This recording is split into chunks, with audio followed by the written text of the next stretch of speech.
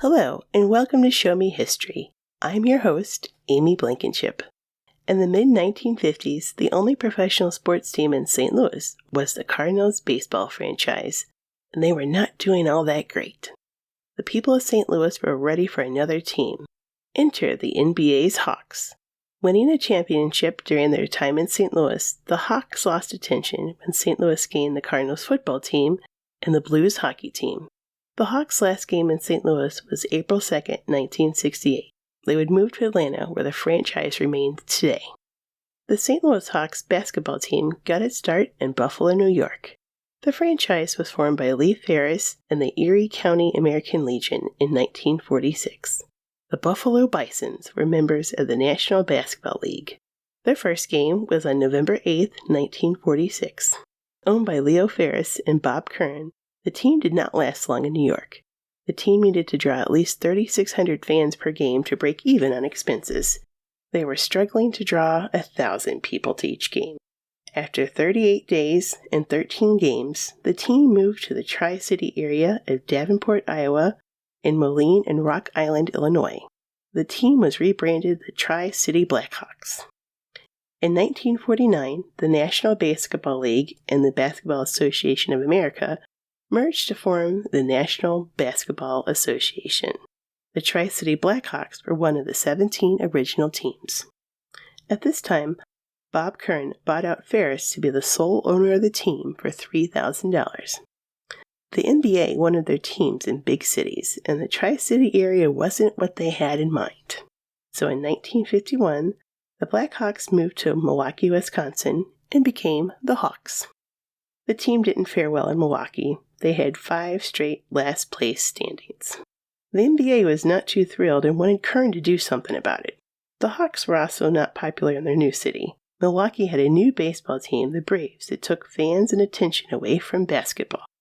Kern decided to move the Hawks to St. Louis. The NBA wanted proof that this was going to be a worthwhile effort. To ensure that there would be financial success and a fan base, the NBA wanted to test the market by selling 1,000 pre-sale tickets in a month. By week 3, Kern had sold 633 season tickets. May 11, 1955, the NBA Board of Directors met and unanimously voted to permit the Hawks to move to St. Louis. They announced the move the following day. St. Louis at the time had a good population base and financial status. We were the second largest trucking center, the hub of the grain market, had 2 stockyards, 6 breweries, and were home to major corporations like Rawlings, McDonnell Douglas, and Monsanto. Sports fans were ready for something new. All they had were the Cardinals baseball team, and they had just gone through their worst season since 1918. Kiel Auditorium would be the place for home games. Buddy Blattner was hired to announce games on KXOK 6:30 a.m. The first game, on November 8, 1955, drew 7,545 in attendance. Sporting bright white uniforms with red trim and numbers and letters, the Hawks brought home a victory of 101-89 against the Minneapolis Lakers. The first season in St. Louis, the Hawks reached a record of 33-39. They won the Western Division Finals by beating the Fort Wayne Pistons, and forward Bob Pettit won the very first MVP award in NBA history. The 1956-57 season brought some changes. The games would now be aired on KMOX 1120 AM. The Hawks drafted Bill Russell and immediately traded him to the Celtics for Egg McCauley and Cliff Hagan. This is probably a decision that they would rue later. Bill Russell would go on to win 11 NBA championships. Some call this the most racist trade in all of NBA history, but that's a different story for a different podcast to tell. The Hawks won the Western Division that year, but they were beat by the Boston Celtics in the finals. The 1957-58 season was the best in franchise history. The Hawks won the Western Division and the NBA championships against their rival, the Boston Celtics. The teams played player to player and faced fierce competition whenever they played one another. They drew huge crowds at a sold-out Kiel Auditorium, standing room only, with 10,416 people in attendance. In the final championship game on April 12, 1958, St. Louis was up 3 games to the Celtics 2. Spectators called it a roller coaster of a game.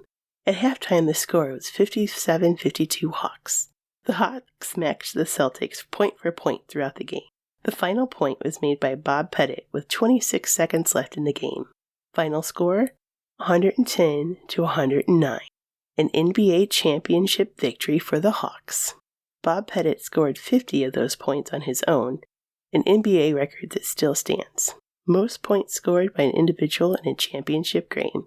You want to know something technical? I know someone will. In 1962, Wilt Chamberlain scored 100 points in a game on his own, but it wasn't a championship game, so Bob Pettit's record still stands. The following season wasn't the best. The Hawks lost the Western Division Championship, and Bob Pettit received his second MVP award. The 59-60 season saw some improvement. The Hawks won the Western Division Championship, but lost the final to the Boston Celtics again. In 1960, St. Louis received a new NFL team. The Chicago Cardinals had moved to town, and were now the St. Louis Cardinals. The 60-61 season was pretty much a repeat of the last season. Won the Western Division Championship, lost the finals to the Boston Celtics. The next season was the worst in franchise history. With multiple injuries to key players, the Hawks did not reach any playoff games. The next two seasons, the Hawks made it to the Western Division Finals, but lost to the San Francisco Warriors both times. In the 64-65 season, attendance was suffering. They won the semifinals against the Baltimore Bullets. Bob Pettit missed 30 games with a knee injury and announced his retirement. So let's take a minute to talk about number 9, Big Blue, Bob Pettit. He played 11 seasons in the NBA, all for the Hawks. He won the first MVP award in NBA history and went on to win it a total of 4 times, an achievement only matched by Kobe Bryant. As a forward, he averaged over 16 rebounds per game. He played in 4 NBA Finals against the Boston Celtics, winning 1 championship. He's honored as one of the top 50 NBA players and retired with over 20,000 points scored. In January 1967, Bob Kern publicly announced that the Hawks were for sale. During a press conference at the Sheraton Jefferson Hotel, he cited failing health and not being able to be in the office on a regular basis as his reason. The team was in good financial condition and never had a season in the red. The 1965 team profit was almost $25,000. Kern did the best he could to promote basketball in St. Louis, but the city didn't seem to have interest anymore. Kern created crazy promotions with watch giveaways and free coffee. He had the players involved in the community, visiting school and local events. Kern even loaned the city of St. Louis money to improve Kiel Auditorium.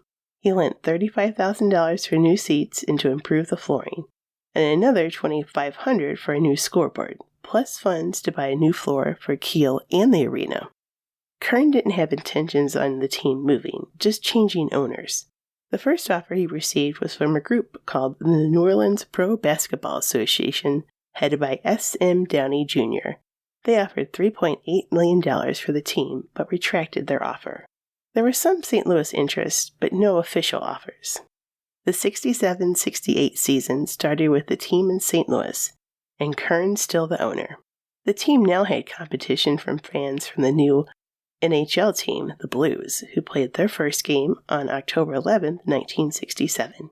In late April of 1968, Kern received a phone call from Tom Cousins, an associate of former Georgia Governor Carl Sanders. He wanted to discuss purchasing the Hawks. They met a few weeks later at the Hawks office in Brentwood.